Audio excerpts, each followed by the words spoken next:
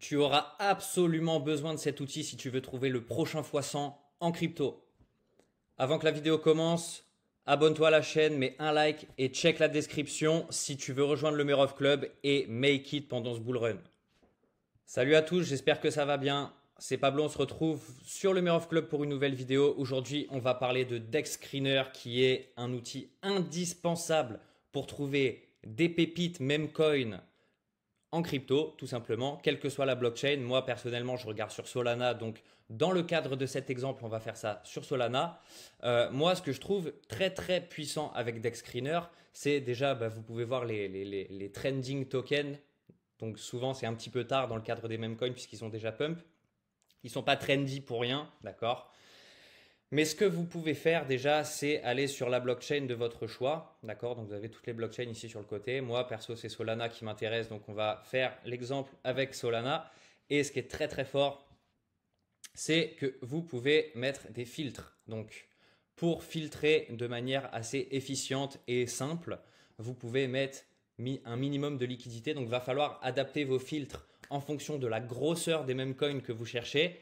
Euh, pour que ça ait du sens, hein, tout simplement. Mais ça peut vraiment vous permettre de trier, de regarder les mêmes coins qu'il y a dans une fourchette de valorisation. Là, typiquement, j'ai mis 100 millions, 500 millions, mais on peut faire plus petit, d'accord? On peut mettre 10 millions, 50 millions, 1000 heures d'existence minimum pour essayer de pas prendre des tokens qui risquent de rug, d'accord?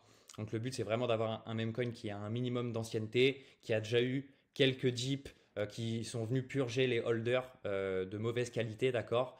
Et de regarder vraiment si la communauté est bâtie, qu'il y a de plus en plus de holders, qu'il n'y a rien de malsain dans les données on-chain sur Bubble Map, etc. Enfin bref, on va y revenir par la suite. Pour l'instant, on est sur les filtres. Donc la liquidité, pareil, vous mettez 10 000, 50 000, 100 000 en fonction de la grosseur des mêmes coins que vous voulez. Vous pouvez aussi mettre des métriques sur le volume, c'est pas obligatoire. Et après, vous faites apply et ça vous donne quelques jetons qui sont dans la fourchette que vous avez fixée. D'accord? Donc là, typiquement, on va prendre, je sais pas, FOMO 3D Fun par exemple. Donc là, vous pouvez, voilà, donc vous voyez qu'on est sur un même coin qui est en tendance haussière. Et ensuite, ce qui est très bien ici, c'est que vous avez le volet avec Top Trader, le nombre de holders, les liquidity providers et le bubble map. Donc déjà, moi, ce que j'aime bien faire, c'est regarder le bubble map pour voir s'il n'y a pas des wallets qui sont interconnectés et qui seraient susceptibles d'avoir une grosse partie de la supply pour nous dumper sur la tête. Si ça veut bien charger, bien entendu. Super. Donc là, comme vous pouvez le voir, il n'y a aucun wallet qui est interconnecté. Par contre, il y a un très très gros wallet qui a 12% de la supply. Donc ça, c'est pas forcément oufissime. VJ69. VJ69, c'est pas un liquidity provider. Donc ça, c'est pas oufissime puisqu'en fait, le mec, on est sur un même coin à 37 millions de market cap. Il a 12% de la supply. Le mec, à lui seul, il peut envoyer le prix à zéro ou pas loin. Donc, pas oufissime. Quoique, il y a quand même pas mal de liquidité. Bref.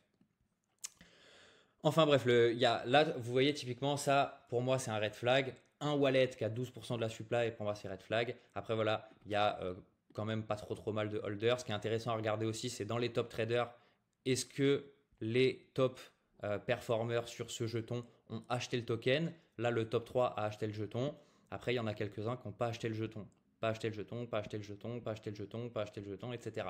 Donc, plus il y a de wallets qui n'ont pas acheté le jeton et qui sont dans les top euh, dans les top PNL, moins c'est bon signe. Ça veut potentiellement dire qu'il y a de l'insider dans le jeton, donc c'est pas forcément oufissime, d'accord?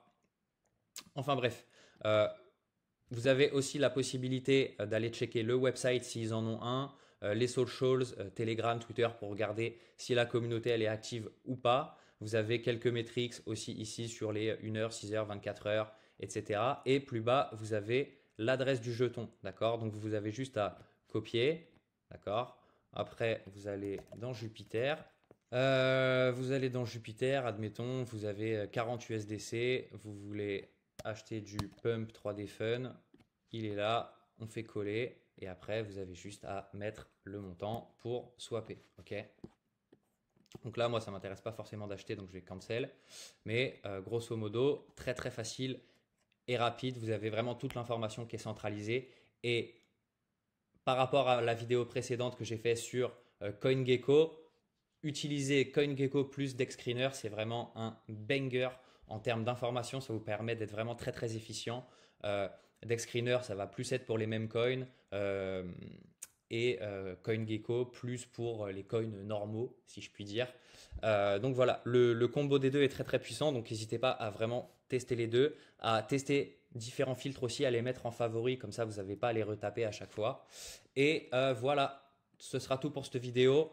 Je le répète, pour ceux qui ont envie, besoin d'être accompagnés sur ce cycle pour Make It, rejoignez le Merov Club, vous avez le lien en description. Si vous avez des questions, n'hésitez pas à les poser en commentaire, mettez un like, abonnez-vous à la chaîne, partagez la vidéo et je vous dis à bientôt.